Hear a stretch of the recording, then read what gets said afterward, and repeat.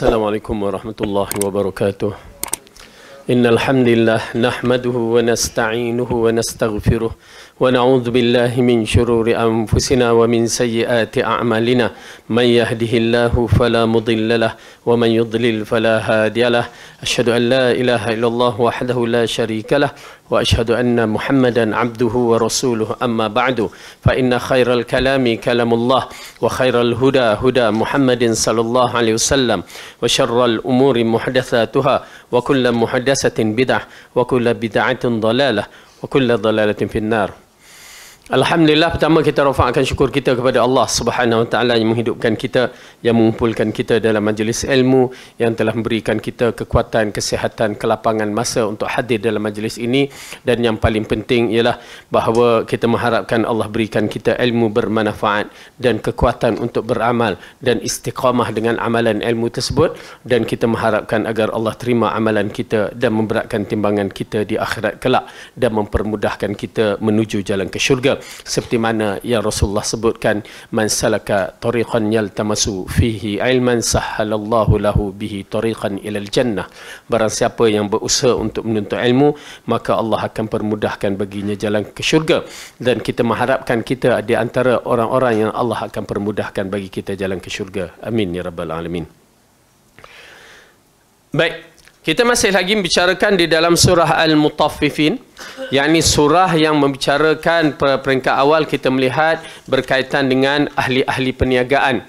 Ya, ahli-ahli perniagaan yang mana ianya merupakan satu tuntutan fardu kifayah yang dilakukan oleh masyarakat, dan jika ia menunaikan seperti mana yang dituntut dibenarkan oleh syarak, maka ia mendapati kedudukan yang tinggi di sisi Ar-Rahman.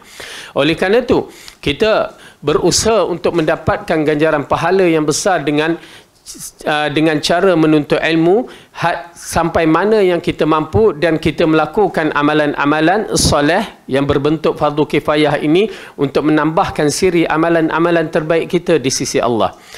Yang paling penting, fardu ain mesti diselesaikan. Fardu ain mesti diselesaikan. Kemudian bidang apa yang kita terjun selagi tidak melanggar syarak, tiada masalah. Bahkan ianya akan memberikan amalan-amalan kita nanti di akhirat ataupun menambahkan siri amalan-amalan kita dengan ganjaran-ganjaran yang terbaik.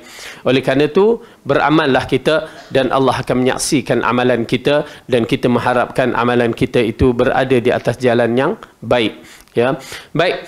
Setelah kita membicarakan di dalam surah Al-Mutaffifin sehingga ayat yang ke-17, maka pada hari ini kita akan sambung sedikit lagi ayat yang berkaitan dengan orang-orang yang dikatakan al-abrar. Pertama kita baca dulu. A'udzu billahi minasy syaithanir rajim. Kalla inna kitabal abrari lafi 'illiyin wa ma adraka ma 'illiyun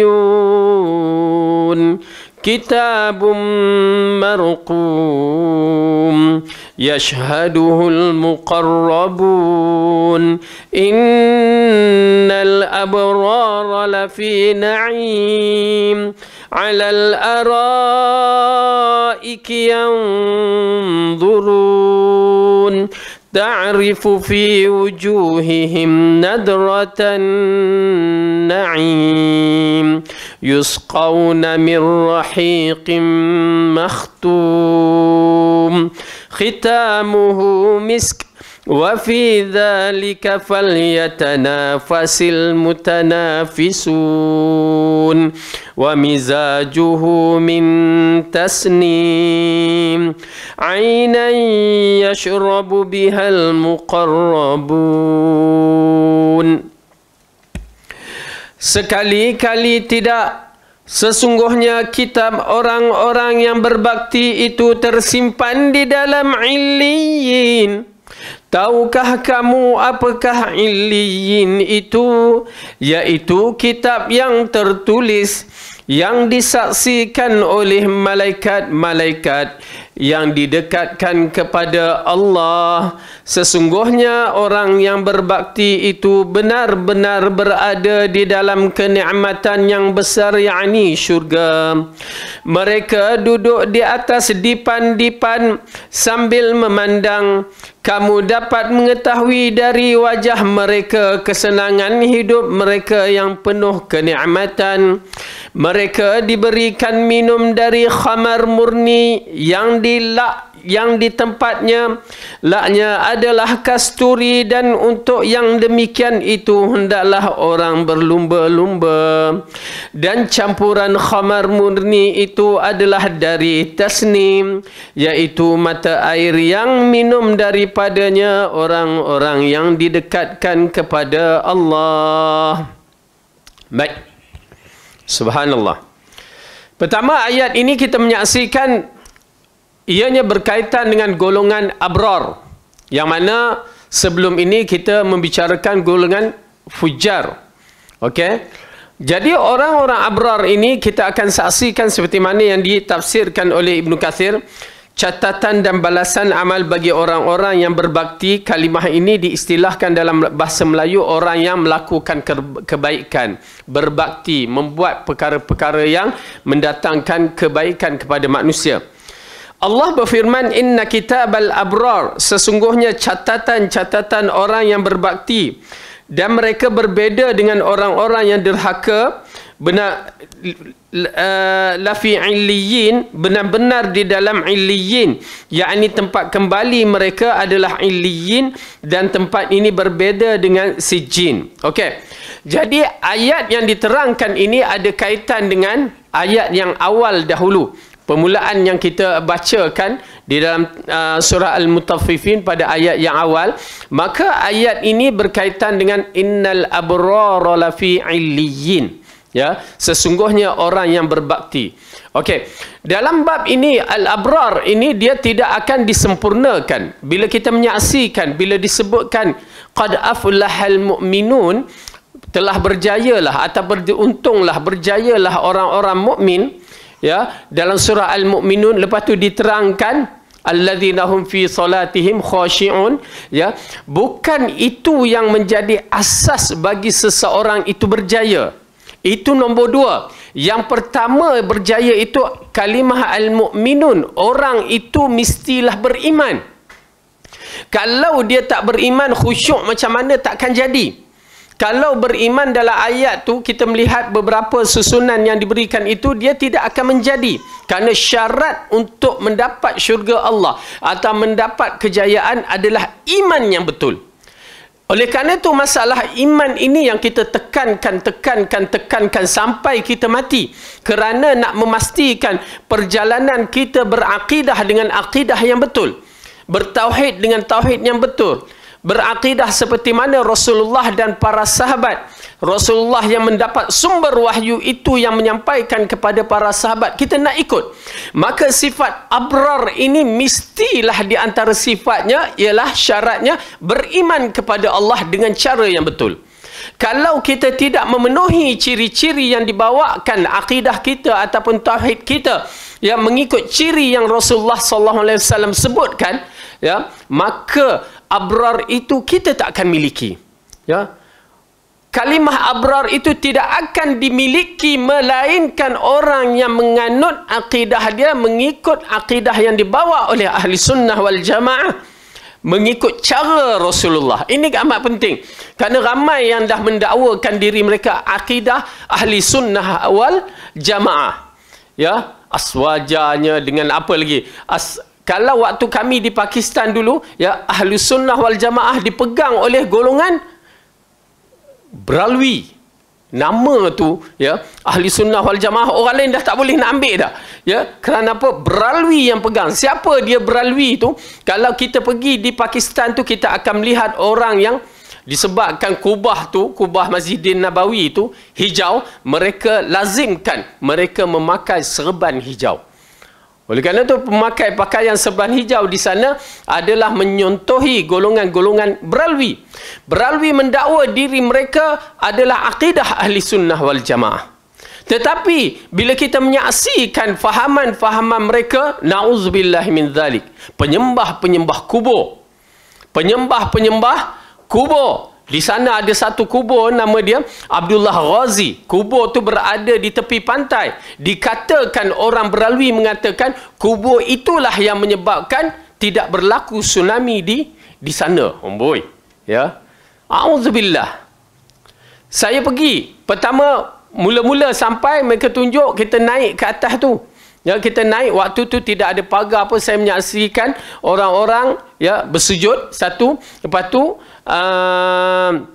seorang perempuan dia tawaf, orang tawaf, dan seorang perempuan tu dia pergi ambil bunga-bunga tu, bunga ni besi punya bunga, kayu apa, bunga-bunga tu dia pergi makan, ya, bunga ros. Ada yang menggosok-gosok perut dia di pagar kubur tu sebagai tabarruk, kononnya mendapat keberkatan.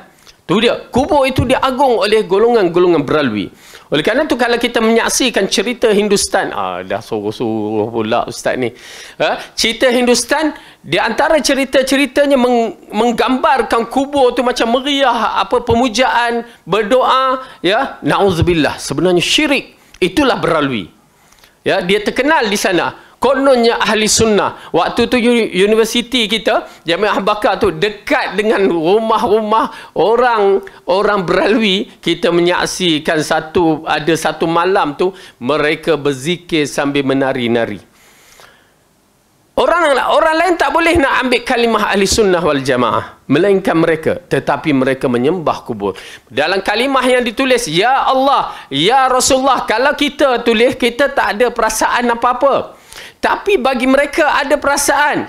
Ya Allah, ya Allah hidup. Ya Rasulullah, Rasulullah hidup. Dia menyamakan Ya Allah, Ya Rasulullah. Itu pasal dalam unsur-unsur beralui, kebanyakan masalah itu masalah syirik. Capal tu datang daripada mereka. Ya, sehingga menjadi logo kepada mereka. Datang orang kita ambil sebagai ikutan. Na'udzubillah. Okey. Jadi, perkara ini adalah berbahaya. Akidah ahli sunnah adalah akidah yang dibawa mengikut cara Rasulullah. Ingat tu tuan-tuan dan perempuan, bahawa akidah ahli sunnah ialah mengikut cara Rasulullah dan diikuti oleh para sahabat ataupun mengikut cara para sahabat. Kita tak boleh ambil selain daripada itu. Ya, bawalah siapa di kalangan imam-imam mazhab, mereka akan mengikut cara Rasulullah sallallahu alaihi wasallam. Imam-imam yang besar seperti Abu Hanifah, Imam Malik, Imam Syafi'i, Imam Ahmad, semua mengikut rentak-rentak yang Rasulullah ajarkan, seperti mana firman Allah, fa in amanu bimithli ma amantum bihi faqad ihtadaw. Jika mereka itu Muhammad beriman seperti mana kamu beriman dan para sahabat beriman, maka mereka mendapat petunjuk. Okey. Jadi al-abrar ini di antara syaratnya adalah mesti beriman cara beriman Rasulullah dan beriman secara beriman para sahabat. Kalau ada pilihan lain maka bermasalah. Mereka di antara 73 firaq, 72 yang sesat itu. Tidak syak. Kenapa? Dah Allah katakan mesti beriman seperti mana iman para sahabat, iman Rasulullah dan para sahabat. Berarti kena beriman. Kalau kita ambil cara beriman selain daripada Rasulullah dan para sahabat, berarti akidah kita bermasalah. Na'udzubillah. Kena terima hakikat. Kerana wahyu dari Allah kepada Rasulullah. Dan para sahabat mengambil sehingga Allah telah mengiktirafkan mereka dan telah redha ke atas mereka. Subhanallah, ya. Baik.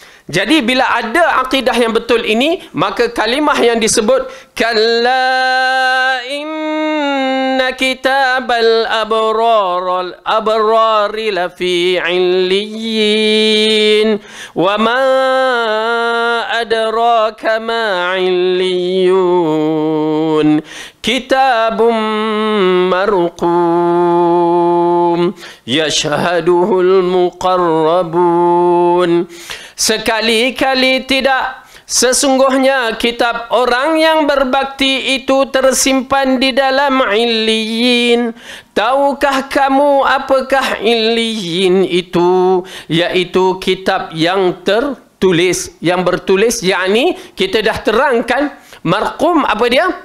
Sesuatu yang diukir.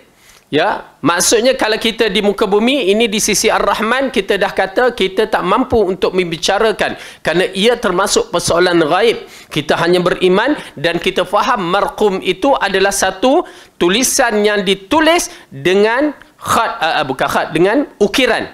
Yakni kalau diukir di atas batu, maka dia tak akan boleh dipadam dan tak akan boleh dihilang, melainkan dihancurkan batu baru dia hilang.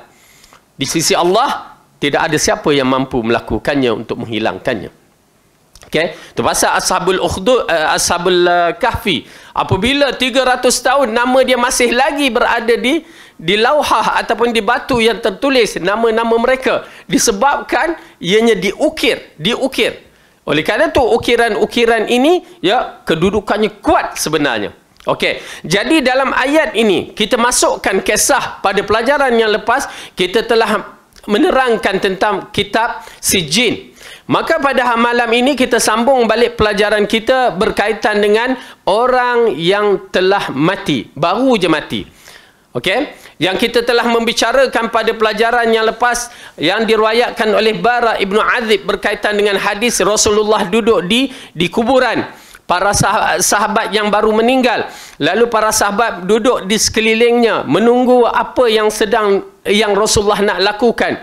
Sambil dia mencongkil-congkil tanah, lalu dia mendongak kepalanya kepada arah sahabat lalu mengatakan, "Fasta'idzu billahi min adzabil qabri, fasta'idzu billah min adzabil qabri." Minta perlindungan Allah dari azab kubur. Minta perlindungan Allah dari azab kubur 2 ataupun 3 kali. Maka apabila diterangkan begitu, lalu dimulakan dengan kisah yang pertama sekali, apabila seseorang itu akan mati.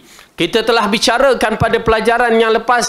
Ingat, Rasulullah berbicara itu pada para sahabat nak mengisyaratkan kita semua akan mati. Kita akan mati. Baik ke, buruk ke, jahat ke, tersangat baik, semua akan mati. Fir'aun telah pun mati, Nabi Musa pun wafat, ya, Abu Jahal mati, Rasulullah wafat. Dengan arti kata lain, baik ataupun buruk, semuanya akan mati, dan umur yang telah ditetapkan hanya Allah yang mengetahui. Tetapi Rasulullah mengingatkan kepada kita, kebanyakan umur umat aku akan berada dalam 60-70 tahun. Ya, berarti 60-70 tahun adalah umur expired umat Muhammad. Lebih rezeki jika ianya adalah orang yang soleh. Tetapi kalau lebih, merupakan fitnah bagi orang-orang yang tidak soleh. Jadi itu semua berlaku hanya Allah yang mengetahui. Nak umur lebih? Nak? Apa kata ada? Ha? Tak nak. Baik-baik, kesian dia. Tak boleh nak kata apa. Kalau lebih ditakuti kerana umur-umur kita bergantung juga dalam keadaan kita. Kalau sampai nyanyuk, na'udzubillah min zalik. Fitnah kepada anak-anak yang bukan anak soleh. Ingat tu.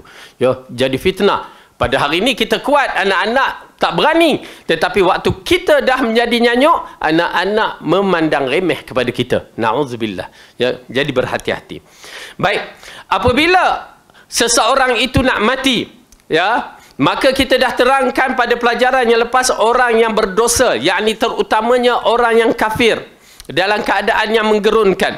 Maka di sini hari ini kita membicarakan bagaimanakah kedudukan orang-orang yang beriman akan mati. Yang dikategorikan di kalangan ini ialah minan nabiyyin was-siddiqin wasyuhada was-salihin. Minan nabiyyin tidak menjadi masalah dalam bab ini. Mereka memang di kalangan orang-orang yang tertinggi di sisi Ar-Rahman. Ya, namun begitu kita menyaksikan di bawah sekali orang yang salihin dan orang-orang yang seperti orang-orang yang ada dosanya, ada begitulah keadaannya. Namun di sini kita bicara orang yang soleh. Baik, apabila orang soleh itu nak mati, ya, di alam nazak, kita dah bicarakan alam nazak bagaimana sebenarnya alam itu menggerunkan. Bagi saya menggerunkan bila dinampakkan. Alam nazak yang mempunyai 2 tahap. Yang pertama, sebelum tahapnya sampai di kerongkong, ya, peluang taubat masih ada. Peluang taubat masih ada. Tetapi bila sampai di kerongkong, Dia telah menyaksikan malaikat-malaikat. Dia telah menyaksikan amalan soleh yang terbaik untuk diamalkan. Ya, kalau tidak masakan Fir'aun boleh teringat untuk beriman kepada Allah. Yakni dinampakkan amalan yang terbaik adalah beriman kepada Allah. Itu pasal saya nasihat, berimanlah kepada Allah dengan sebaik-baiknya seperti mana Rasulullah ajar. Dia akan diperlihatkan. Kita akan menyesal nanti kalau salah cara beriman kepada Allah. Okey, habis. Dinampakkan amalan soleh, waktu itu terpulang kepada kita. Maksudnya mengikut amalan kita, kita akan redha, gembira ataupun berduka. Kalau dalam orang yang berdosa, dia akan berduka. Yang kita ceritakan. Tetapi orang yang beriman, yang Rasulullah kata, barang siapa yang suka untuk bertemu dengan Allah, maka Allah suka untuk bertemu dengan dia. Itulah waktu dia. Jadi tiba-tiba kita nampak amalan yang terbaik, apa yang terbaik, amalan yang pernah kita lakukan terbaik, maka disitulah kita akan suka untuk bertemu dengan Allah dan Allah suka untuk bertemu dengan kita. Maka waktu itu datanglah malaikat kiri dan kanannya, duduk sejauh mata memandang.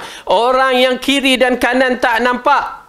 Oleh kerana itu kita dah terangkan, bila datang hadis-hadis yang begini, beriman, jangan bicara apa-apa.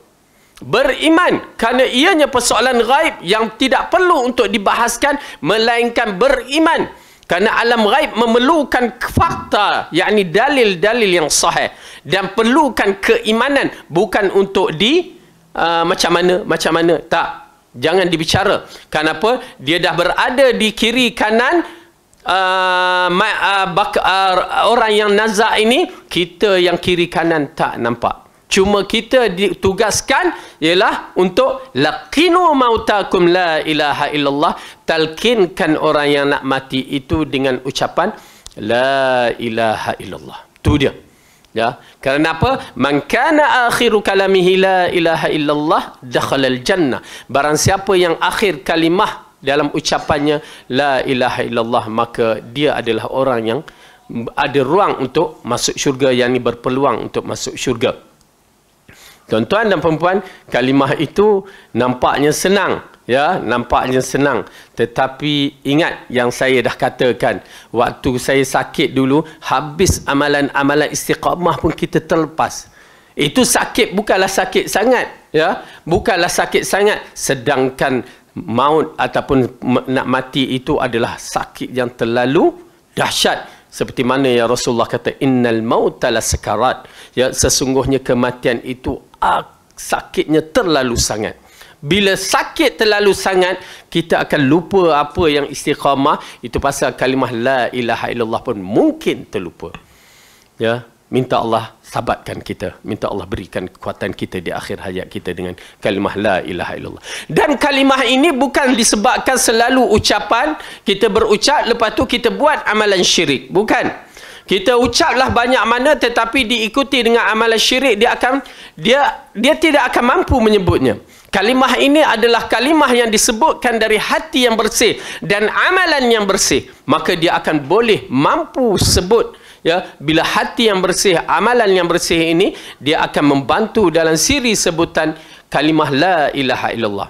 Maka malaikat yang datang kiri dan kanan bagi orang yang nak mati ini, orang yang soleh ini, dalam keadaan berpakaian putih, mukanya ceria dengan membawa kain kafan yang putih. Saya beriman, tak ada bicara apa-apa.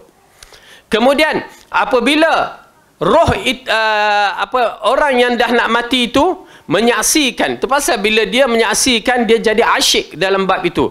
Ya, kalimah asyik yang digunakan, dia jadi leka, dia tak perasan kiri dan kanan. Ya, dia hanya kita hanya membantu dia dengan ucapan kalimah la ilaha illallah. La ilaha illallah. Jangan cakap apa?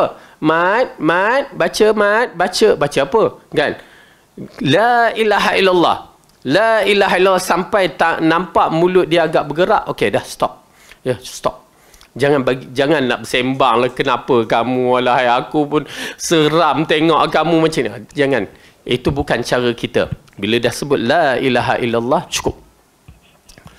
Okey? Kerana siapa yang kalimah akhir kalimahnya la ilaha illallah, dakhala al-jannah. Satu lagi, bila kita nak tidur ada bacaan yang terakhir yang Rasulullah kata kalau kita baca tu kalau mati di dalam husnul khatimah. Itu kena baca. Ya, seperti mana ayat kursi dibaca selepas solat. Tidak yang memisahkan mereka dari masuk syurga itu melainkan mati. Yakni kalau kita mati, insya-Allah kalau kita baca tu selepas solat berpeluang di antara jalan untuk masuk syurga. Dimudahkan masuk syurga. Baik. Jadi apabila malaikat yang duduk di kiri kanan kita tak nampak, tetapi orang yang nak mati ni nampak. Ya, mereka jadi asyik, tiba-tiba datanglah malaikat maut. Okey, malaikat maut datang dengan menyebutkan ya ayyuhan nafsut thayyibah. Wahai roh yang baik, wahai jiwa yang baik, keluarlah kamu ya dalam keadaan Allah redha kepada kamu. Ini adalah satu kalimah yang menarik bagi orang-orang yang nak mati ya. Bila dia nak mati, dia dengar Allah redha, tuan-tuan dan puan-puan, roh tidak akan berdiam. Kita macam ni ya, kita tak perasan, kita tak tahu roh kita ni macam mana sebenarnya. Tetapi bila kita dah nak mati, bila mendengar kalimah roh itu, apa dia? Dan keluarlah kamu dalam keadaan Allah redha. Itu yang saya katakan dalam pelajaran yang lepas, orang yang nak mati dalam keadaan yang teruk itu dia tak nak keluar.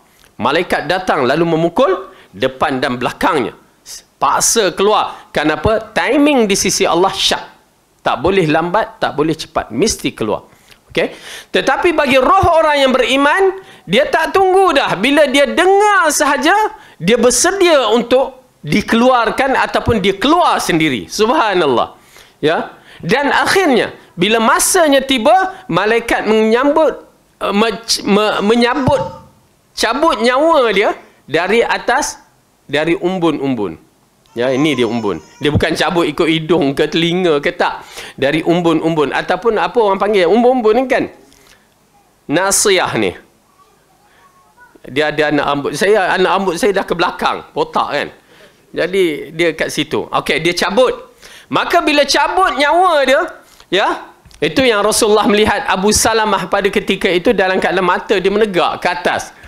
Kadang-kadang orang akan menyaksikan mata itu menegak. Kerana apa? Dia menyaksikan roh dia terakhir keluar. Bila roh terakhir keluar, mata dia dah tak boleh bergerak. Dia bukan tunduk balik, tak. Secara automatik dia terputus, maka kekal mata dia ke atas. Ya, oleh kerana itu Rasulullah SAW bila melihat Abu Salamah begitu, lalu dia gosokkan mata, tutupkan mata dia, buka balik. Itu cerita kartun, ya, cerita kartun orang Melayu, ya, untuk takut-takutkan. Na'udzubillah. Okey, baik. Jadi bila dah nyawa tu keluar, maka malaikat yang membawa kain kafan itu pun mengambil lalu diletakkan dalam kain kafan dan dibungkus, dan bau harum telah merebak di keliling itu, kecuali manusia dan jin sahaja yang tidak berbau. Kalau berbau pada waktu tu tegak bulu rumah kan. Okey, dia tak berbau, tetapi malaikat terus bawa ke atas langit. Ya, dengan kelajuan cahaya. Ini yang satu benda yang kita takkan faham melainkan beriman. Bila kita tengok susunan hadis, alah macam lambat je naik ke atas. Tak. Kerana kita dah tahu kelajuan cahaya begitu laju sampai ke langit yang pertama, diketuk, diminta izin untuk masuk. Lalu ditanya dalam perjalanan bawa roh itu, ya, bau harum itu merebak di angkasa raya sehingga di kalangan malaikat yang berterbangan mengatakan bau apa yang harum ini. Lalu dikatakan Fulan bin Fulan, nama yang terbaik pernah disebut di muka bumi. Jadi nama, kalau nama apa? Fajrul, okey. Abu Qatadah, okey. Jadi dua nama dipanggil, disebut. Jadi biasakan kita dipanggil dengan nama-nama yang baik. Itu yang paling penting. Pasal masyarakat kita suka bergelar-gelar. Itu puncanya yang kita nampak tak berapa baik. Macam kampung saya tu, ialah dia nak membezakan Mio tu dekat 10 orang, tapi bagilah gelaran yang baik. Ini Mio patah, Mio sebiji, lepas tu Mio la ilallah, berapa Mio dia bagi macam tu kan. Okey, Mat Din apa Aisyah tu dia tukar Echah, kan. Echah KB, Echah Luncai, apa kena semua la ilaha illallah apa. Panggil baik-baik kan. Aisyah. Orang kampung ni berbahaya kalau kita tak ajar dia.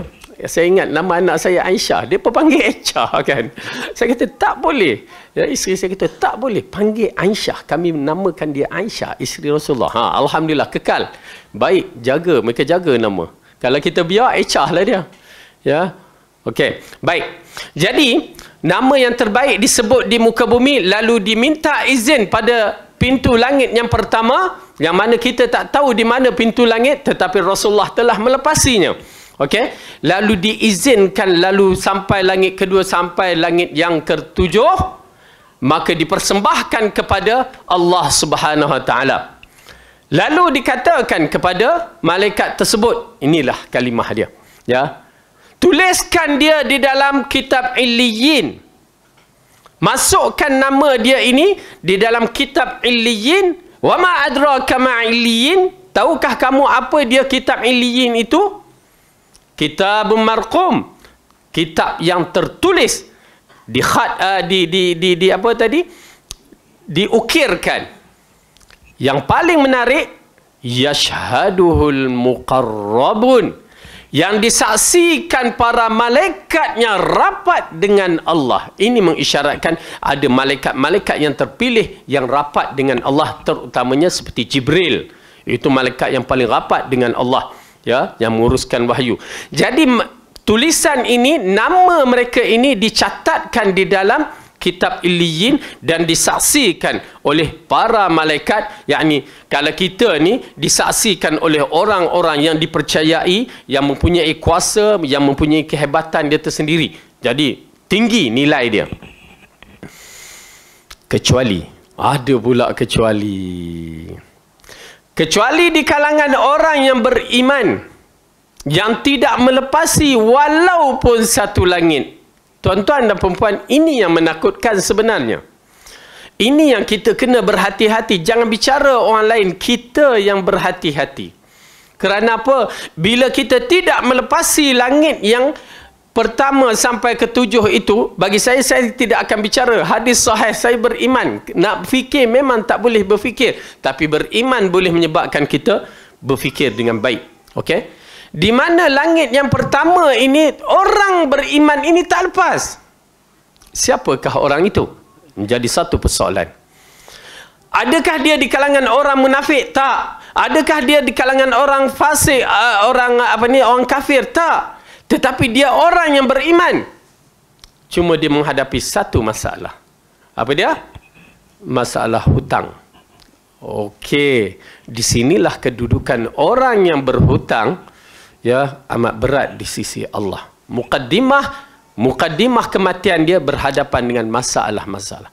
Sehingga orang yang mati syahid, yakni bukan syahid fardu ain, fardu kifayah tu, jika dia tidak menyelesaikan hutang, mayat dia pun bermasalah, roh dia pun bermasalah. Sedangkan dia berada di medan jihad yang begitu hebat. Ya, tetapi masalah hutang ini mengisyaratkan hutang bukan main-main. Yang setengah orang ala tak apa, dia menganggap remeh tentang hutang. Berhati-hati. Kita merasa senang, tapi di awal kematian kita berhadapan dengan masalah, di akhirat lagi masalah. Confirm lagi masalah. Disebabkan di kalangan masyarakat kita ada yang berhutang tak mau bayar. Menganggap remeh dalam masalah hutang. Sedangkan Rasulullah SAW tidak menyolatkan waktu kematian seorang yang dalam keadaan berhutang. Ya, Rasulullah tak solat. Itu dia. Mengisyaratkan bahawa hutang bukan perkara main-mainan. Dan kita, satu peringatan, bila kita kadang-kadang bila mayat tu nak selesai beberapa perkara, nak bawa ke kubur, takkan ada orang yang bercakap. Ya, masyarakat kita lah. Dia kata, kalau si fulan ni ada salah, maafkan dia. Dan kalau ada dia berhutang, setengah itu, saya akan bertanggungjawab. Berhati-hati. Kalimah itu berhati-hati. Kerana apa? Kalau sekupang dua, tak apalah. RM1 dua, RM100 ke, boleh lagi. RM1,000, pening kepala. Kalau dah ratusan, puluhan ribu, kita akan dipertanggungjawabkan. Jangan nak ambil risiko. Ya. Kalau kata, okey, kalau dia ada hutang, sila refer pada family. Okey, itu selesai masalah. Kita hanya menyampaikan cerita. Kalau tidak, disebabkan kisah sahabat Nabi ini, Apabila dia mati dalam keadaan berhutang, Rasulullah tak nak solatkan. Maka tiba-tiba sahabat bertanya, ya Rasulullah, kenapa kamu tak solatkan dia? Kerana dia ada hutang. Ya. Lalu seorang sahabat menjaminkan, ya Rasulullah, saya jamin, saya akan bayar. Kamu akan bayar? Ya. Maka Rasulullah solatkan. Tetapi sahabat ni meriwayatkan, menceritakan, setiap kali aku berjumpa dengan Rasulullah, Rasulullah akan tanya, kamu dah bayar belum? Belum. Bayar. Setiap kali jumpa, dah bayar belum? Bayar. Begitu sekali sampai aku selesai bayar. Ya, maksudnya riwayat itu menceritakan sampai aku selesai bayar, barulah Rasulullah diam. Okey, itu hanya berapa bentuk dirham saja. Ya, beberapa dirham saja. Ini kan pula kita berhutang. Hutang. Okey, dia pula kita buat hutang ni, dia ada kategori hutang. Hutang yang mana yang kita tak boleh bayar, bukan tak boleh bayar, kita berhutang, dia ada hutang yang ada jaminan. Dan ada hutang yang tidak ada jaminan. Yang kita bagi kat saudara mara kita, lah tak apalah, hanya 10,000 je. Ya, kita janji mulut. Berbahaya tu. Orang tu kadang-kadang dia boleh lari, menipu. Ya, tara kita buat sign yang tak ada ni pun penipu banyak. Okey, hutang di antara hutang yang bentuk begitu, hutang yang tidak ada saksi, hutang yang ni, itu bermasalah. Ada saksi pun bermasalah. Tetapi hutang yang ada cagaran. Misalnya kereta kita kan, kita berhutang, kita beli berhutang ke cash? Kalau cash, Lembaga Hasil Negeri akan cari kan. Okey. Okey, kita beli dalam keadaan berhutang. Apa syarat dia? Tak bayar, kena rampas. Okey, itu ada kelonggaran sikit. Mungkin itu ada perbahasan sedikit. Berarti kita bila dirampas, habis dah hutang. Okey, macam rumah begitu juga. Tak bayar, lelong. Okey, berarti settle. Tetapi ini hutang yang tidak ada cagaran. Bila tidak ada cagaran, bermasalah.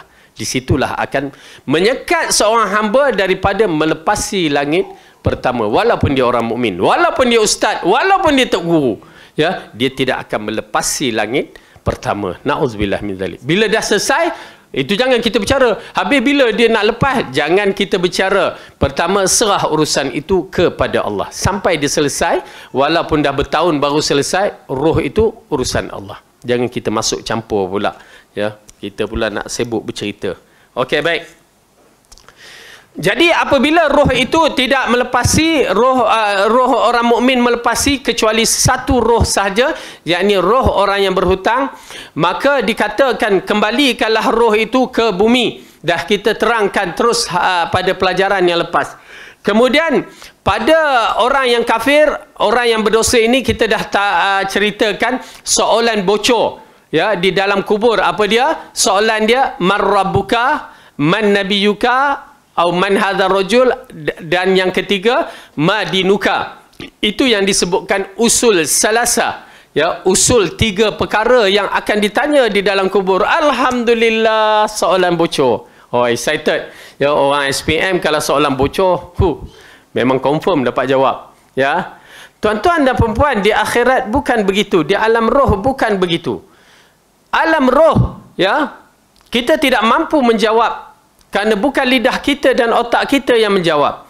Yang menjawab adalah amalan-amalan kita yang pernah kita lakukan yang membantu kita untuk menjawab. Kalau kita tak pernah solat, memang tidak akan mampu menjawab. Kalau kita tidak beriman, bermula dengan iman yang betul, memang tidak akan mampu menjawab. Subhanallah, saya takut ya sebenarnya bila membicarakan dalam masalah iman kepada Allah dengan cara yang betul, kalau tak betul dalam kubur itu pun kita dah tersangkut. Yalah, kamu beriman dengan cara falsafah, kamu beriman bukan cara Rasulullah. Berat tuan-tuan dan perempuan. Persoalan itu bukan persoalan main-mainan, tapi kita leka. Akhirnya kita dah bercampur bau dengan khurafatnya, dengan falsafah, dengan bukan mengikut cara Rasulullah. Wallahu alam. Serah urusan itu kepada Allah. Tapi saya memberi confirm, akidah yang betul, tauhid yang betul, hanya mereka sahaja yang mampu untuk menjawab. Maka pertanyaan yang dijawab, maka dikatakan man rabbuka. Lalu orang yang roh itu mengatakan Allah. Settle satu soalan. Oleh kerana itu usul salasa itu tak tahu ada ke kitabnya. Belajarlah elok-elok. Yang kedua, madinuka. Kalau mengikut satu riwayat, apa agama kamu? Lalu dia katakan Islam. Selesai. Yang ketiga ditanya, man hadzal rajul, mengikut satu riwayat, man nabiyuka, siapakah nabi kamu? Yang satu lagi, siapakah lelaki ini? Digambarkan Rasulullah sallallahu alaihi wasallam. Kita tak pernah melihat Rasulullah, tetapi kita tahu dia itulah Rasulullah. Lalu ditanya, ya, dalam hadis itu mengatakan ditanya, kaifa ta'rifuhu, macam mana kamu mengetahui dia tu Rasulullah? Apa dia jawab? Qara'tul Quran, aku membaca Al-Quran. Penting sekali kita membaca Al-Quran. Bukan main-main, ya. Membaca Al-Quran, menghafal Al-Quran ni di sisi Allah tinggi nilainya. Maka disitulah dia dikatakan, okey, selesai. Maka dia terselamat dengan 3 soalan. Tak banyak soalan, 3 soalan. SPM pun berapa? 50, berapa lagi? Itu objektif, subjektif lagi. Ya. Okey. Jadi 3 soalan dapat dijawab. Okey, sekarang kita combinekan 2 cerita. Kisah orang yang berdosa dan orang yang baik. Maka orang yang baik ini, apabila dia mendapat menjawab soalan-soalan tersebut, maka dibukakan baginya lubang neraka, yakni dinampakkan lubang neraka, ya. Bila dinampakkan lubang neraka, kemudian dikatakan, inilah tempat kamu jika kamu tidak mampu menjawab. Lalu ditutup, lalu dibukakan baginya lubang syurga, maka keluarlah keharuman syurga, kesejukan syurga itu. Maka dikata, inilah tempat kamu kerana kamu dapat jawab. Okey. Maka di saat itu roh menjadi gembira, ya. Roh orang yang beriman menjadi gembira. Okey. Adapun roh orang yang kafir, orang yang berdosa, maka selepas dia tidak boleh menjawab, yang kita katakan dalam kisah hadis tersebut, dipukul, la adri, aku tak tahu, maka dipukul dengan penukul besi dari neraka. Ya, kita beriman saja, kita tak dapat nak membicarakan panjang.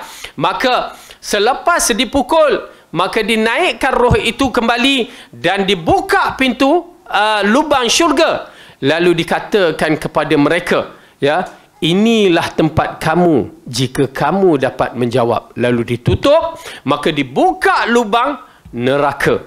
Maka inilah tempat kamu disebabkan kamu tidak boleh menjawabnya. Na'udzubillah min dzalik. Minta lindung daripada azab neraka, azab kubur. Minta lindung pada azab kubur. Dalam kisah inilah apabila Sayyidina Uthman radhiyallahu anhu berjalan, ya, di kuburan, dia akan menangis teresak-esak sehingga dikatakan dalam riwayat sampai membasahi janggut dia disebabkan tangisan yang dilakukan. Lalu mereka bertanya, ya Amirul Mukminin, ya Uthman, kenapa kamu menangis begitu dahsyat sekali di atas kubur, sedangkan di tempat-tempat kematian kamu tak menangis pun begitu sekali? Lalu dia mengatakan, aku mendengar hadis Rasulullah sallallahu alaihi wasallam, ya, berkaitan dengan lubang-lubang syurga dan lubang neraka di dalam kubur. Jika ditunjukkan kamu lubang neraka, maka kamu adalah ahli neraka, dan jika ditunjukkan kamu lubang syurga, maka kamu adalah ahli syurga. Subhanallah, ya, satu perkara yang siapa pun tak tahu, tetapi kita mengharapkan, kita kena ada harapan yang tinggi kepada Allah supaya ditunjukkan bagi kita lubang syurga. Maka roh itu dalam keadaan macam mana, wallahu alam, kita beriman, tiba-tiba datanglah bagi roh orang yang beriman, tiba-tiba datang muncul satu gambaran yang ditunjukkan seperti seorang lelaki yang cantik, smart. Apa lagi nak sebut? Yakni lelaki yang dahsyat kehebatan, nampak kecantikan dia dengan pakaiannya putih, smart apa semua. Lalu dia mengatakan, khabar gembira kepada kamu, yang mana kamu telah dapat menjawab dan kamu menjadi yang bakal menjadi ahli syurga. Lalu ditanya kepada lelaki tersebut, roh itu bertanya, siapakah kamu yang memberi khabar gembira ini? Lalu dia mengatakan, aku adalah amalan soleh kamu. Subhanallah, tuan-tuan dan puan-puan, di sinilah mengisyaratkan setiap kita kena mengikhlaskan amalan dan buat yang terbaik, supaya dia akan muncul untuk mengucapkan tahniah, menyambut kita di dalam kubur dalam keadaan bentuk yang menggembirakan.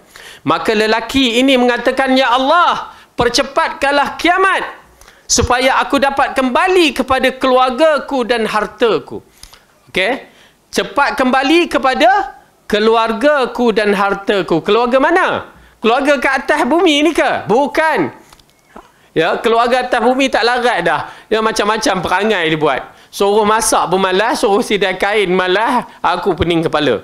Ya, bukan. Tetapi keluarga yang disebutkan ialah keluarga orang yang beriman di dalam syurga, dan harta dia bukan harta atas bumi. Nun, syurga di sana.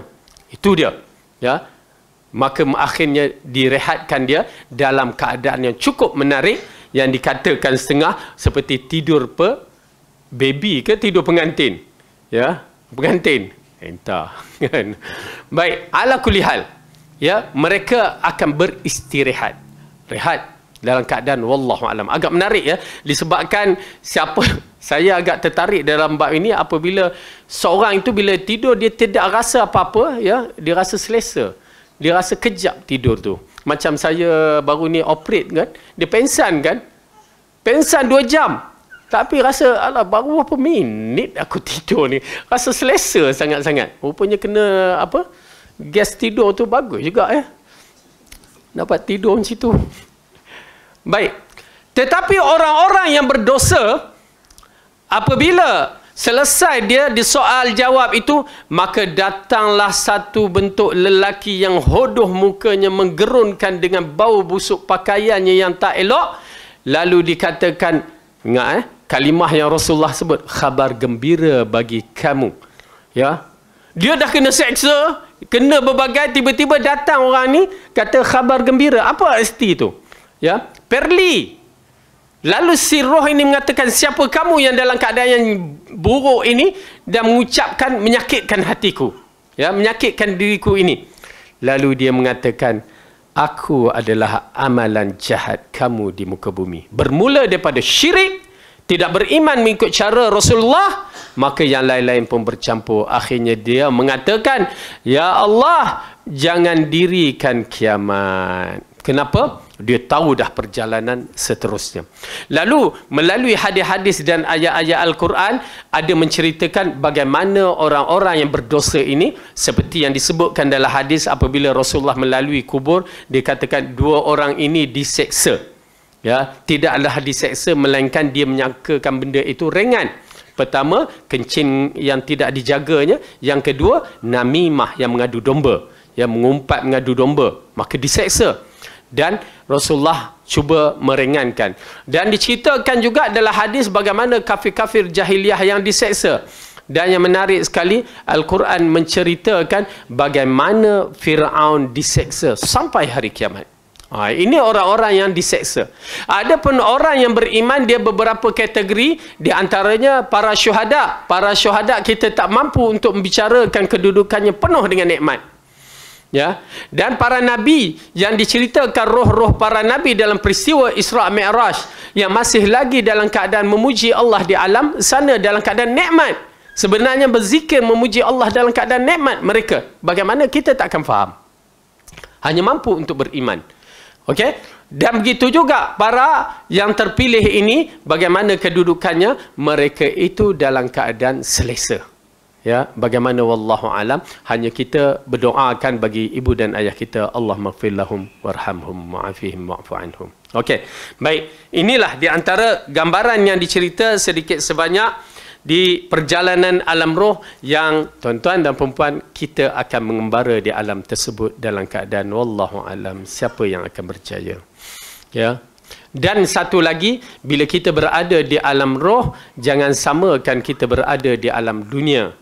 Itulah penyakit masyarakat kita, nak menyamakan alam ini ke alam dunia. Bila menyama, dia adalah benda-benda yang tak kena. Dia samakan ni, samakan ni. Lepas tu datanglah minta doa kepada orang. Dia jadi kawat marut. Dia begitu. Alam roh dah terputus 100%. Terputus. Ya, terputus melainkan ada dalil. Seperti mana dalil Rasulullah kata, berselawatlah ke atasku kerana selawat kamu akan sampai kepadaku. Malaikat-malaikat yang akan mengutuskan memberi selawat kepadaku, ya, memberitahu selawat itu kepadaku. Bagaimana? Wallahu a'lam, khas untuk Rasulullah sallallahu alaihi wasallam. Ada pun roh yang lain, itu yang masalahnya bila dikatakan hari raya misalan, ya, kita pernah dengar orang kata roh-roh akan balik ke rumah masing-masing. Untuk apa? Makan lemang. Itu cerita-cerita yang tidak ada dalil. Cuba kita hidup di atas dalil. Persoalan ghaib begini, hidup di atas dalil, bukan hidup di atas main-mainan begitu. Kalau akal masuk, dia akan jadi merepek lah. Dan juga tuan-tuan dan perempuan berhati-hati dalam bentuk mimpi-mimpi di alam yang begini. Kadang kita mimpi mak kita kan, gambaran syurga apa. Tak, jangan kita bicara banyak dalam bab itu. Jangan bicara, oh mak aku ahli syurga. Tak. Ya, itu mimpi. Itu mimpi. Mungkin disebabkan kerinduan, dia akan berlaku mimpi dan berbagai-bagai. Cuma kita mengatakan mudah-mudahan baik. Kalau benda itu mimpi baik untuk keluarga kita, maka baik. Ya. Kerana kadang-kadang kita dengar orang kafir pun duk cerita, oh aku mimpi mak aku dalam keadaan selesa di satu alam yang amboi. Ya, sedangkan dia kafir. Confirm ianya satu tipu daya yang berlaku. Kedua, ya, berkaitan dengan kubur, betulkan i'tiqad, terutamanya kita, anak-anak kita, supaya menjadikan kubur itu adalah tempat yang disunnahkan untuk ziarah dengan adab-adab tertentu, bukan tempat yang ditakuti. Ya, ditakuti. Percaya ada hantulah, asap keluar dari kubur. Ya, saya dapat satu video, dia cakap, dengar tak suara, dia ambil di tengah malam, suara, ini macam orang kubur kena azab. Subhanallah. Allah dah jelaskan, Rasulullah dah jelaskan bahawa kita terlindung daripada mendengar azab di orang-orang kubur. Ya, baru dia perasan, oh lupa pula kan. Okey, itu semua cerita-cerita yang tidak mampu untuk kita bicara, melainkan Rasulullah kata, ingatkan kepada kita, ambil muhasabah di atas kubur itu. Okay. Dan ketiga, jangan jadikan kubur itu tempat-tempat khurafat, tempat-tempat syirik, tempat-tempat kita berdoa secara yang tidak betul. Berdoa untuk ahli kubur tidak mengapa, tetapi berdoa meminta pertolongan dari ahli kubur syirik. Clear syirik, kabair, dosa besar. Ya, tak ada berdoa meminta pertolongan dari ahli kubur, walaupun orang itu dikategorikan sebagai orang yang soleh ataupun orang yang alim ataupun para nabi. Tidak boleh sama sekali, kerana para sahabat tidak pernah melakukan ke atas kubur Rasulullah sallallahu alaihi wasallam. Baik. Di sini kita lihat Allah menyambungkan ayatnya yang ke-22, innal abrara lafi na'im 'alal araiki yanzurun ta'rifu fi wujuhihim nadratan na'im. Sesungguhnya orang-orang yang berbakti itu benar-benar berada di dalam kenikmatan yang besar. Mereka duduk di atas dipan-dipan sambil memandang. Kamu dapat mengetahui dari wajah mereka kesenangan hidup mereka yang penuh kenikmatan. Okey, ini di antara gambaran orang-orang yang abrar. Orang-orang yang abrar di saat di dunia, dia di dalam keadaan ketenangan jiwanya, terutamanya pada 1/3 akhir malam, bermunajat kepada Allah. Dengan arti kata lain, kehidupan dia penuh dengan jiwa yang tenteram. Maka di akhirat kelak, mereka itu dikatakan berada di dalam nikmat. Ya, ini kaedah syurga yang perlu ada dalam minda kita. Di antaranya kehebatannya tidak mampu kita memikirkan dahsyatnya. Wa idza ra'aita Samma ra'aita na'iman wa mulkan kabira. Bila kamu lihat dan kamu lihat lagi dengan keadaan yang betul-betul penglihatan, kamu melihat satu kerajaan, kenikmatan, kehebatan yang begitu dahsyat. Ini kalau tak ada dalam jiwa kita, kita tidak akan tersentuh berkaitan dengan syurga. Kita rasa syurga macam biasa aja. Ya, saya teringat waktu saya kecil dulu, mak dia nak suruh kerja bendang.